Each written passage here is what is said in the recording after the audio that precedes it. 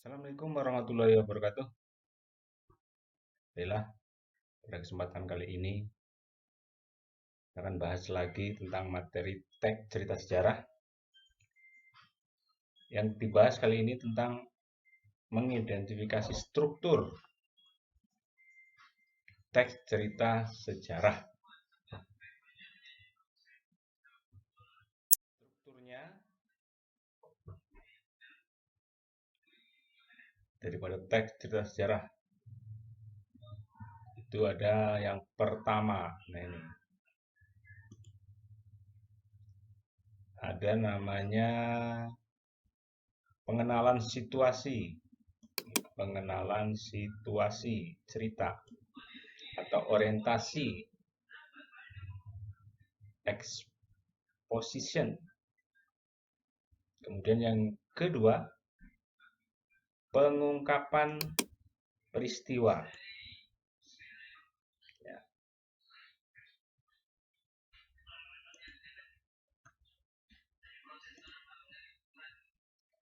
Lanjut, kemudian menuju konflik. Kemudian puncak konflik.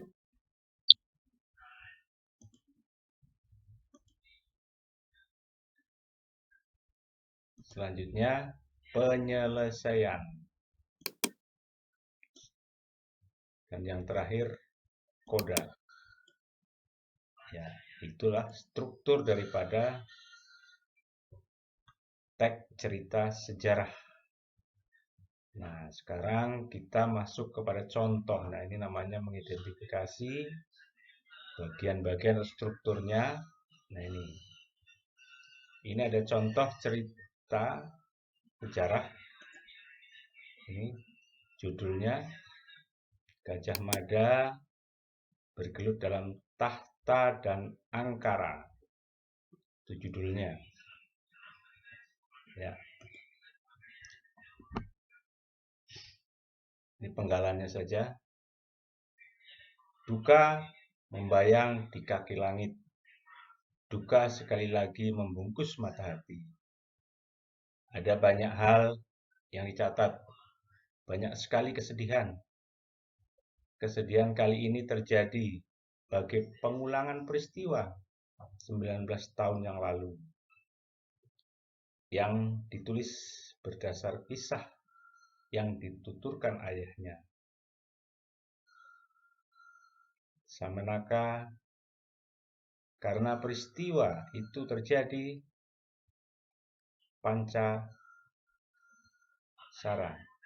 masih belum bisa dibilang dewasa. Kalau kala itu tahun 1309, segenap rakyat berkumpul di alun-alun. Semua berdoa, apapun warna agama, apakah Siwa, Buddha maupun Hindu. Semua arah perhatian ditujukan dalam satu pandang ke Purwakarta yang tidak dijaga terlalu ketat. Segenap prajurit bersikap sangat ramah kepada siapapun karena memang demikian sikap keseharian mereka. Lebih dari itu, segenap prajurit merasakan gejolak yang sama oleh duka mendalam atas gering yang diderita Kertarajasa Jayawardana. Dan ketika bende Kiai Samudra dipukul berlalu, tangis serentak membuncah. Ayunan pada bende yang getar suaranya mampu menggapai sudut-sudut kota, merupakan isyarat yang dipahami. Gelegar bende dengan nada satu demi satu. Namun berjarak sedikit lebih lama dari isyarat kebakaran merupakan pertanda sang Prabu mangkat. Semua orang yang mendengar isyarat itu merasa denyut jantungnya terhenti berdetak. Di bilik pribadinya, Sang Prabu Kartarajasa Jayawardhana yang ketika muda sangat dikenal dengan sebutan Raden Wijaya membeku. 4 dari 5 istrinya meledakkan tangis. Yang mencuri perhatian kali ini bukan hanya soal desas-desus itu. Sepeninggal Kalegemen Sri Jayanegara dengan segera muncul pertanyaan, siapa yang akan naik tahta menggantikannya? Dua pewaris yang masing-masing berwajah cantik itu memang bersih, tapi apa yang terlihat tidak sesederhana yang tampak. Pancaksara bahkan melihat persaingan amat tajam bakal terjadi, terutama riuhnya barisan orang-orang di belakang Kudamerta dan barisan-barisan orang-orang. Siapa yang terbunuh di Balai Gringsing? Lurah prajurit Ajar Langse. Jawab Bayangkara Macan Liwung. Gajah Mada menarik nafas lega setelah mengetahui bukan Gajah Enggon yang terbunuh di Balai Gringsing. Akan tetapi, bahwa pembunuhan itu terjadi di tempat itu membuat Gajah Mada penasaran. Apalagi yang terbunuh adalah Ajar Langse yang belum lama berpapasan dengannya. Balai prajurit ramai sekali. Berita mengenai ditangkapnya pemimpin orang-orang yang berniat melakukan makar dengan cepat menyebar. Ketika melintas pasar Daksina, prajurit Bayangkara yang membawa pulang pemimpin pemberontak yang tertangkap di Karangwatu, maka dengan segera berita itu menyebar ke penjuru kota. Lebih-lebih ketika hari merambat siang, tawanan dalam jumlah yang lebih banyak diangkut dengan kereta kuda menuju kota raja di bawah pengawalan gabungan pasukan Jayapati dan Sabubayu. Dyah Menur berbalik dengan memejamkan kata. Dyah Menur Hardiningsih yang menggendong anaknya dan Pradabasu yang juga menggendong anaknya berjalan makin menjauh dan makin jauh ke arah Surya di langit barat. Dan sang waktu sebagaimana kodratnya akan mengantarkan kemanapun mereka melangkah. Sang waktu pula yang menggilas semua peristiwa terjadi masa lalu. Nah, itu ada penggalan cerita. Seperti itu ceritanya. Kemudian kita identifikasi unsurnya. Nah, yang pertama kita cari pengenalan situasi atau orientasinya. Nah, biasanya ada orientasi terdapat di awal. Yani. Pada bagian pemenggalan situasi cerita, pengarang memperkenalkan setting cerita baik waktu, tempat, peristiwa, itu juga dapat disajikan dengan mengenalkan para tokoh. Nah ini, kita lihat di bagian awal. Ini.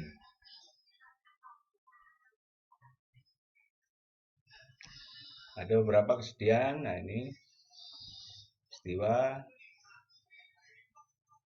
di alun-alun, ini ada tempatnya. Jadi disebutkan kan di atas ada latarnya atau mengenal tokoh. Nah di sini kita perhatikan ya, ada orientasi. Ini kita perjelas. Kita bahas tentang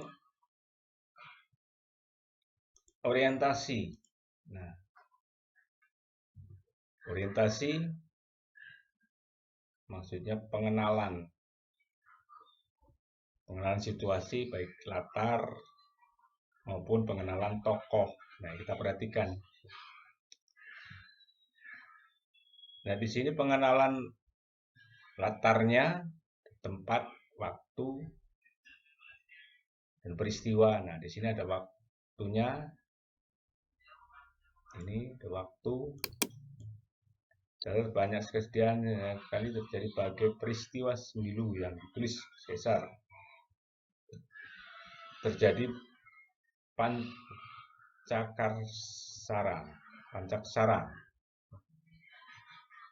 Nah, ini segenap kumpul di alun-alun, ini juga latar semua berdoa apapun agamanya. Nah,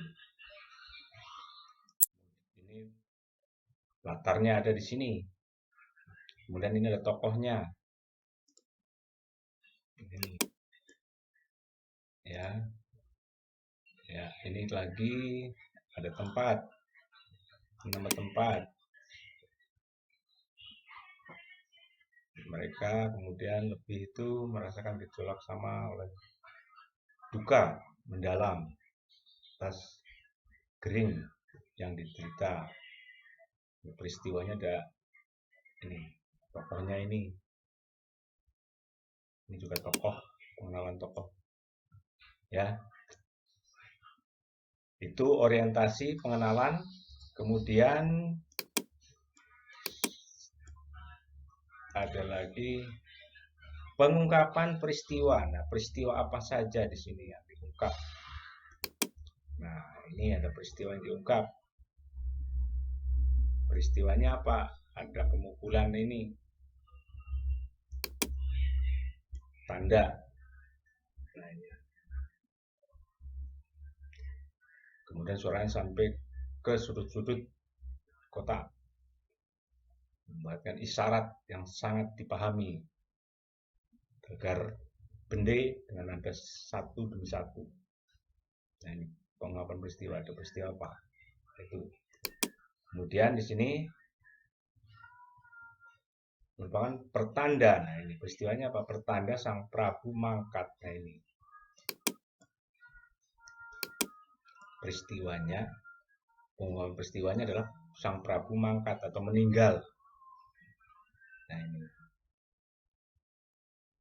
bisa dipahami ya, pengungkapan peristiwa di sini. Intinya di sini pengungkapan peristiwanya adalah peristiwa apa? Sang Prabu mangkat atau meninggal. Nah, itu pengungkapan peristiwa. Ada peristiwa apa di situ? Kemudian menuju konflik. Nah, setelah Prabunya meninggal, pastilah akan terjadi masalah. Karena biasanya berkaitan dengan pewaris. Nah, pewaris tahta. Menuju konflik. Nah, menuju konfliknya bagaimana di sini? Nah, ini sepeninggalan Sri Jaya Negara dan muncul pertanyaan. Nah, ini udah mau dua pewaris yang masing-masing berwajah cantik, memang bersih, tetapi apa terlihat? Nah, ini menuju konfliknya di sini. Kemudian terutama riuhnya barisan orang-orang di belakang kuda merta dan barisan orang-orang. Ini sudah sepeninggalan Sang Prabu tadi, ini banyak akan muncul konflik berkaitan dengan pewaris tahta. Itu maksudnya menuju konfliknya ke sana. Kemudian akhirnya terjadi konflik. Nah, ini konflik. Nah, ini konflik, dia terbunuh. Nah, ini konfliknya terbunuh di sini. Gajah Mada menarik nafas lega setelah mengetahui bukan Gajah Enggon yang terbunuh di balik geringsing, akan tetapi bahwa pembunuhan itu terjadi di tempat yang membuat Gajah Mada penasaran, apalagi yang terbunuh adalah Hajar Langsel yang belum lama berpapasan dengannya. Ini ada pembunuhan di sini, puncak konfliknya. Ya. Siapa yang terbunuh di balik ringsing? Nah, ini puncak konfliknya, ada pembunuhan di sini. Nah, kemudian setelah ada puncak konflik, ada penyelesaian otomatis konflik, kemudian ada penyelesaian. Nah, penyelesaiannya bagaimana? Prajurit ramai sekali. Nah, ini di sini. Akhirnya ini. Perhatikan. Lebih-lebih 3 hari menjelang siang, tawanan berjumlah dalam jumlah yang lebih banyak diangkut dengan kereta kuda menuju kota raja ini. Tawanan yang membuat kerusuhan. Dan membawa pulang pemberontak yang tertangkap. Nah, ini pemimpin pemberontak yang tertangkap. Maka dengan segera berita ini, nah, penyelesaiannya apa? Ya ditangkap pemimpinnya, pemberontak itu yang membunuh tadi. Nah, ini namanya penyelesaian. Penyelesaian di sini bisa dipahami ya. Penyelesaiannya ada di sini ya. Kemudian yang terakhir baru ke koda atau penutup. Nah, ini penutupnya ini. Sang waktu pula akan menggilas semua peristiwa menjadi masa lalu. Jadi peristiwa pembunuhan akan berganti. Raja meninggal akan berganti ke tahta. Nah, di akhir cerita juga begitu. Sang waktu pula yang menggilas semua peristiwa menjadi masa lalu. Berganti cerita terus. Selalu berganti-ganti. Nah, itulah pembahasan mengidentifikasi struktur teks cerita sejarah. Nah, strukturnya ada banyak. Tadi di kesimpulannya bahwa struktur teks cerita sejarah ada 6. Yang pertama orientasi, kemudian kedua pengungkapan peristiwa, yang ketiga menuju konflik, yang keempat puncak konflik, yang kelima penyelesaian, yang keenam koda. Nah, itulah pembahasan pada kali ini. Mudah-mudahan bermanfaat. Saya akhiri. Wassalamualaikum warahmatullahi wabarakatuh.